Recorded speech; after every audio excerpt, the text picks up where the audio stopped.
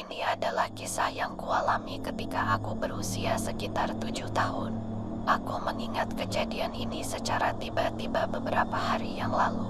Aku tinggal di Swiss, di sebuah kota bernama Olten. Olten adalah persimpangan kereta api di Swiss, sehingga menjadi salah satu tempat dengan lalu lintas kereta yang paling padat. Ketika aku duduk di kelas 2, usia 7 tahun, sepupuku tinggal di sebuah lingkungan di Olten yang berbatasan dengan rel kereta api. Lingkungan itu adalah tempat yang indah dengan banyak rumah, dan rel kereta api tidak benar-benar dapat diakses. Jadi, kami sering bermain di luar dan tidak pernah mendekati rel kereta api. Di antara rel-rel tersebut, ada kolam, pohon, dan lingkungan itu sedikit lebih tinggi dari rel. Suatu hari, kami bermain di luar, dan saat itu mulai gelap. Dalam ingatanku, rasanya seperti hari yang cerah di bulan Agustus. Saat kami berada di luar, aku melihat sosok seseorang. Apakah itu pria atau wanita? Aku tidak lagi ingat. Aku pikir itu adalah seorang pria berusia pertengahan 20-an. Aku melihatnya berjalan menuju kolam dan melintasi batas untuk turun ke rel kereta api. Aku ingat bertanya kepada sepupuku apakah dia melihat pria itu, tapi dia tidak melihatnya. Aku ingat malam itu sangat hangat, dan orang tersebut mengenakan hoodie yang menutupi wajahnya.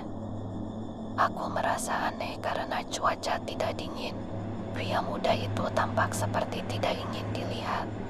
Meskipun dia tampak tidak mencolok, dia langsung menarik perhatianku. Aku perlahan mengikuti pria itu dan melihatnya turun. Dia berjalan menuju kolam dan berlari turun ke rel. Di bawah sana ada sesuatu seperti jembatan yang mengarah ke rel kereta api lainnya. Dan kemudian aku berbalik dan kembali bermain. Keluarga sepupuku segera pindah dari sana karena tantenku bercerai dengan suaminya. Aku tidak ingat ada sesuatu yang terjadi setelah pria itu menuju rel. Tidak ada kereta pada saat itu. Mungkin karena setelah pukul 19, ada lebih sedikit jadwal kereta. Setelah hari itu, aku tidak pernah melewati tempat itu lagi. Sampai suatu hari, aku mulai kuliah di universitas di Olten. Saat makan siang, aku merasa ingin berjalan-jalan. Aku teringat tempat itu dan pergi ke sana. Aku berjalan di sepanjang jalan itu lagi, menuju kolam, dan melihat ke bawah ke rel. Pada saat itu, aku menyadari sesuatu yang tidak kusadari ketika masih kecil. Ternyata, tidak ada jembatan di sana. Hanya ada jalur untuk karyawan kereta api untuk naik ke level yang lebih tinggi dari rel. Siapapun yang berjalan di rel pada saat itu pasti tidak akan kembali hidup-hidup. Sulit untuk menjelaskan konstelasi ini. Bayangkan dua rel diagonal dengan sungai atau jalan utama di bawahnya dan tidak ada apa-apa di kiri dan kanan. Tidak ada tepi atau kemungkinan untuk melompat dari rel. Ayah teman baikku adalah seorang pemeriksa tiket.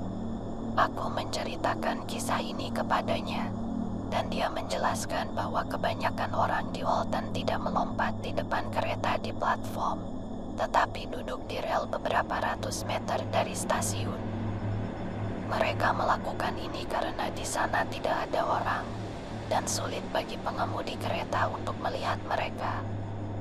Hanya kereta cepat yang tidak berhenti di stasiun dan melaju dengan kecepatan tertentu yang melewati sana.